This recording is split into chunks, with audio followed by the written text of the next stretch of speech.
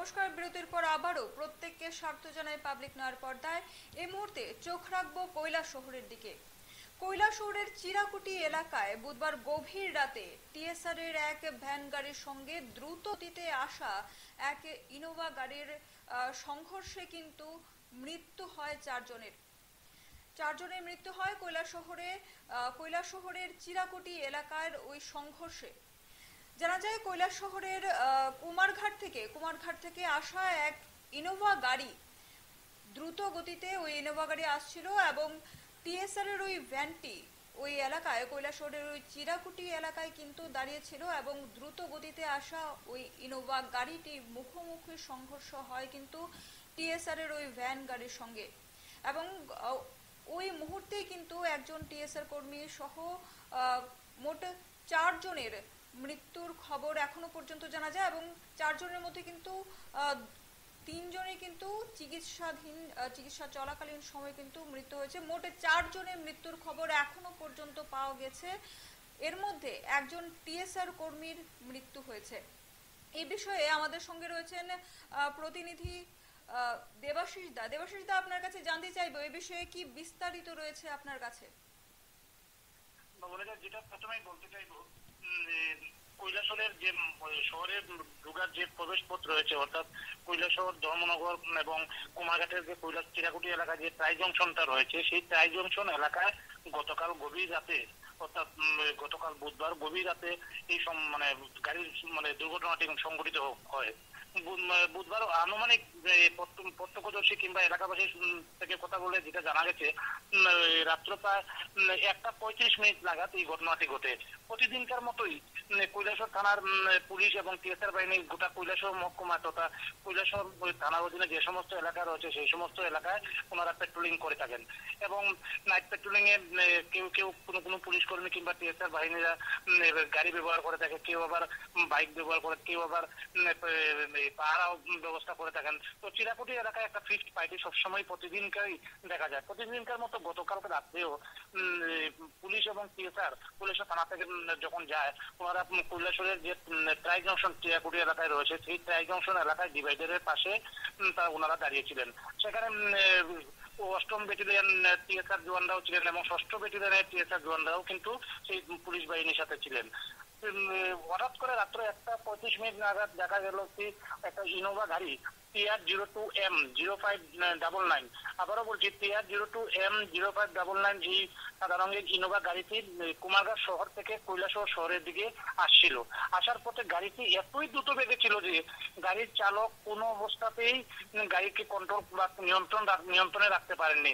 গাড়িটি সজোরে এসে ট্রাই জংশন এলাকায়, চিরাকুটি এলাকায় যে ট্রাই জংশন রয়েছে সেই ট্রাই জংশন এলাকায় ডিভাইডারে সজোরে ধাক্কা দিয়ে সেই ডিভাইডারের পাশে ছিল পুলিশের কমান্ডার গাড়িকে সজোরে ধাক্কা দেয়। তারপর ইনোভা গাড়ির 4টি চাকার মধ্যে 3টি চাকায় বাস্ট মারে এবং প্রায় 70 ফুট উপরে, প্রত্যক্ষদর্শীদের যে অভিমত আমরা শুনেছি বা পেয়েছি, গাড়িটি নাকি 70 ফুট উপরে উঠে পাশে পাকা ড্রেনের নিচে পড়ে যায় গাড়ির মধ্যে প্রাথমিকভাবে যেটা আমরা শুনতে পেয়েছিলাম যে গাড়িতে 2 জন ছিলেন, কিন্তু না, পরবর্তী সময় আমরা দেখতে পাই গাড়িতে ছিলেন 3 জন যুবক, আক্তার হোসেন, সাজিদ খান এবং মনোজিৎ শব্দকর। তাদের 3 জনের বাড়ি কৈলাসহর থানার অন্তর্গত ভগবান নগর এলাকায়।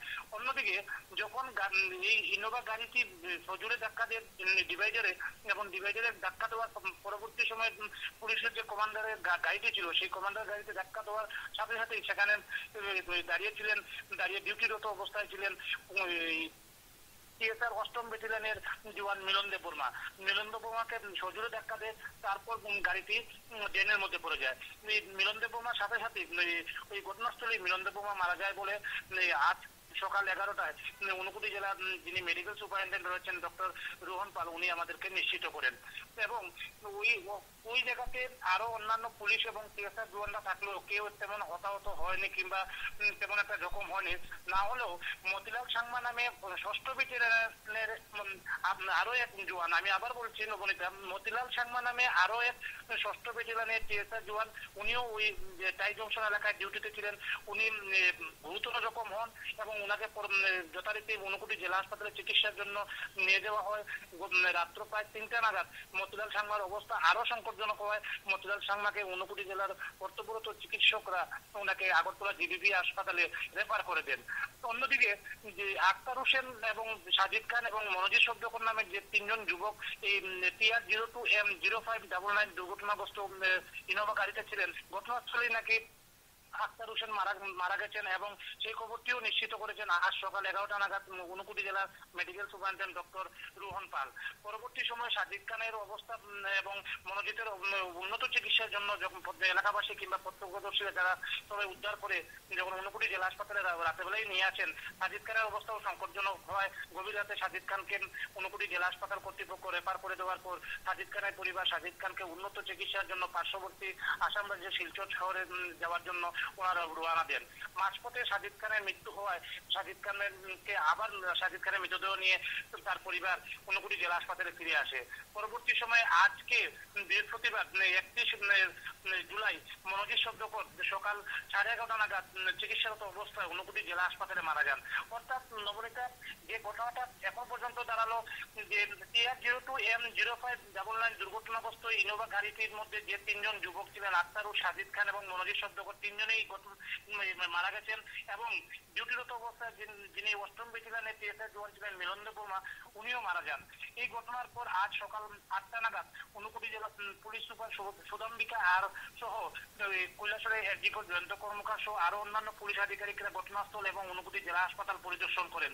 পরবর্তী সময়ে আজ দুপুর 1টা নাগাদ ডিআইজি নর্দার্ন রতিরঞ্জন দেবনাথের নেতৃত্বে দুপুর 1টা নাগাদ ঊনকোটি জেলা আরক্ষা দপ্তরের উচ্চপদস্থ আধিকারিকরা চিরাকুটির যে টাই জংশন এলাকায় যে দুর্ঘটনা ঘটেছে সেই দুর্ঘটনাস্থল পরিদর্শন করেন এবং ডিআইজি আমাদেরকে নিশ্চিত করেন যে মিলনদেব বর্মা নামে যে TSI জওয়ান ছিলেন ওনার বাড়ি খোয়াই জেলার বাইজল এলাকায় এবং মৃত মিলনদেব বর্মার মৃতদেহ আজ দুপুরবেলায় ময়নাতদন্ত শেষে ওনাকে রাষ্ট্রীয় সম্মান দিয়ে তার পরিবারের সদস্যদের হাতে তুলে দেওয়া হয় এবং হাসপাতাল সূত্রে অর্থাৎ ঊনকোটি জেলা হাসপাতালের মেডিকেল সুপার যিনি রয়েছেন ডক্টর রোহন পাল, উনিও আমাদেরকে জানিয়েছেন বিকেল 3টে নাগাদ যে গাড়িতে অর্থাৎ ইনোভা গাড়িতে যে 3জন যুবক মারা গেছেন আক্তার হোসেন এবং সাজিদ খান এবং মনোজিৎ শব্দকর, এই 3জনেরও ময়নাতদন্ত সম্পন্ন হয়েছে এবং দুপুর 3টে নাগাদ তাদের পরিবার যারা পরিবারের সদস্যরা হচ্ছে তাদের হাতে তুলে দেওয়া হয়েছে।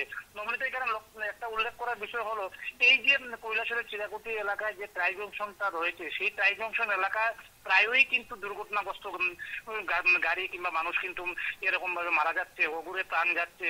এই যে আমরা যে এই যে চলতি বছরে যে আমরা সরস্বতী পূজাটা সম্পন্ন করলাম, সেই সরস্বতী পূজার দিনে বিকেলবেলা একটি বাইক ঘটনাস্থলে এই চিরাকুটি এলাকায় ট্রাই জংশন এলাকায় এই ঘটনাস্থলে 2জন মারা গেছিলেন।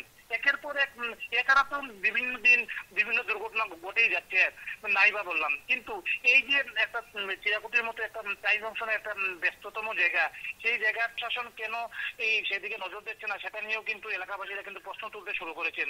এখানে আরো গুরুত্বপূর্ণ একটা বিষয় না বললেই নয় যে এই এলাকার স্থানীয় এলাকাবাসী অর্থাৎ কৈলাসহরের বিশিষ্ট সমাজকর্মী হিসেবে পরিচিত কুন্তলা সিনহা বিগত 1 বছর পূর্বে ত্রিপুরা হাইকোর্টে কিন্তু একটি মামলা করেছিলেন যে বা একটা আপিল বলা যায় করেছিলেন যে এই কৈলাসহরের ব্যস্ততম যে জায়গাটি রয়েছে বিশেষ করে এই চিরাকুটি জায়গাটি, সেই ট্রাই জংশন এলাকায় আরক্ষা দপ্তরের তরফ থেকে কিংবা স্থানীয় পুলিশের পক্ষ থেকে কি কি সুবিধা নেওয়া হয়েছে, বিশেষ করে এখানে দুর্ঘটনা প্রবণ এলাকা সেই দুর্ঘটনা রোকার জন্য কিংবা দুর্ঘটনা রোধ করার জন্য কি কি ব্যবস্থা করা হয়েছে।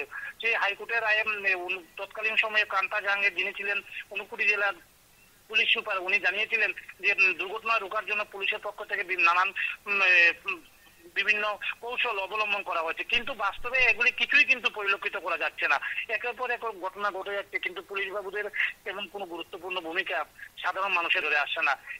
এই যে টোটাল এই যে ঘটনাটি ঘটেছে গতকাল রাত্রে থেকে এখন পর্যন্ত সংশ্লিষ্ট এলাকায় কিন্তু এই ঘটনা নিয়ে তীব্র উত্তেজনা এবং আতঙ্ক বিরাজ করছে। দুপুর 2টো নাগাদ কৈলাসহর থানার পক্ষ থেকে ডজার এবং ক্রেন গাড়ি দিয়ে যে অভিযুক্ত গাড়ি অর্থাৎ পুলিশের যে কমান্ডার গাড়ি কিংবা TR02M0599 যে অভিযুক্ত সাদা রঙের ইনোভা গাড়িটি পুলিশ উদ্ধার করে কৈলাসহর থানায় নিয়ে এসেছে। ধন্যবাদ দেবাশিস দা আমাদের সঙ্গে থাকার জন্য। কৈলাসহরের চিরাকুটি এলাকায় কিন্তু টিএসআর এর ভ্যান গাড়ির সঙ্গে কিন্তু ইনোভা গাড়ির সংঘর্ষে কিন্তু গুরুতর আহত হয় একজন। বর্তমানে তিনি আগরতলা জিবি হাসপাতালে চিকিৎসাধীন, কিন্তু 4 জনের এখনো পর্যন্ত মৃত্যুর খবর পাওয়া গেছে, যার মধ্যে একজন রয়েছেন টিএসআর কর্মী।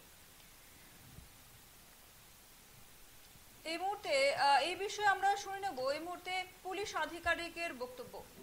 আমাদের নাইট রাউন্ড ডিউটি ছিল এখানে।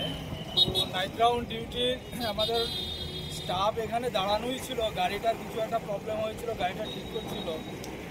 ওই সময়তে কুমারঘাট দিক থেকে একটা গাড়ি অসম্ভব স্পিডে হঠাৎ করে এসে ডিভাইডারের মধ্যে ধাক্কা মারে। তো যারা এখানে ডিউটিতে ছিল তাদের একজনকে ড্যাশ মারে, ডাইরেক্টলি হিট করে। ওই হিটের ফলে আমাদের যে টিএসআরের জওয়ান ছিল মিলন দেববর্মা, 8 ব্যাটালিয়ন টিএসআরের, সে এখান থেকে প্রায় 20 ফুট দূরে উড়ে গিয়ে পড়ে গাড়ির ধাক্কায়। আর গাড়িটা ডিভাইডারে লাগার পরে একদম ফ্লাইং করে গিয়ে ওই পাশের ড্রেনের মধ্যে গিয়ে পড়েছে, যেটা প্রায় 40 থেকে 50 ফুট হবে।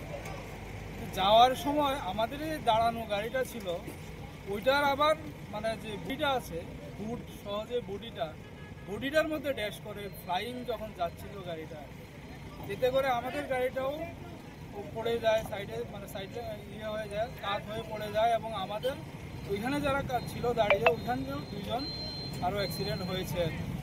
তো পরবর্তী সময় আমাদের সমস্ত officer, deputy commandant 8 battalion TSR, আমাদের ওসি, এইচডিপিও, আদার অফিসার সবাই ভিজিট করেছে। আজকে আমিও এলাম এখানে ভিজিট করতে, দেখতে। আমাদের তো চেষ্টা রয়েছে এখানে বন্ধ করার জন্য, এবং গতকালকে রাত্রেবেলাও ডেভেলপমেন্ট ছিল, কিন্তু গাড়িটা এত এক্সেসিভ স্পিডে ছিল যে ওর আর গাড়ি নিজেরাই কন্ট্রোল করতে পারেনি, বা কন্ট্রোল করার মতো পজিশন ছিল না, যে কারণে অ্যাক্সিডেন্টটা হয়। কয়জন মারা গেছে? টিএসআর মিলন দেববর্মা ছাড়া কি আর কেউ মারা গেছে? এখন পর্যন্ত যেটা খবর, সিভিল গাড়িটার মধ্যে যারা 3 জন ছিল, স্পটেতে একজন মারা গেছে, এবং শুনেছি আরও 2 জন চিকিৎসাত অবস্থায়। কৈলাসহরের চিরাকুটি এলাকায় হওয়া ওই দুর্ঘটনায় এখনো পর্যন্ত 4 জনের মৃত্যু হয়েছে, এবং একজনকে এখনো পর্যন্ত আগরতলা জিবি হাসপাতালে রেফার করা হয়, এবং তিনি এখনো পর্যন্ত কিন্তু চিকিৎসাধীন। তিনি এখনো পর্যন্ত কিন্তু আশঙ্কাজনক অবস্থায় রয়েছেন এই মুহূর্তে পর্যন্ত যা খবর। তবে জানা যায় যে পুলিশ আধিকারিক টিএসআর জওয়ান, যে একজন টিএসআর জওয়ানের মৃত্যু হয়েছে সেই দুর্ঘটনায়, ওনাকে কিন্তু পুলিশের সম্মাননা দিয়ে প্রদান করে পরিবারের হাতে তার দেহ পাঠানো হয়। নিয়ে নিচ্ছে একটি ছোট্ট বিরতি, ততক্ষণ পর্যন্ত সঙ্গে থাকুন।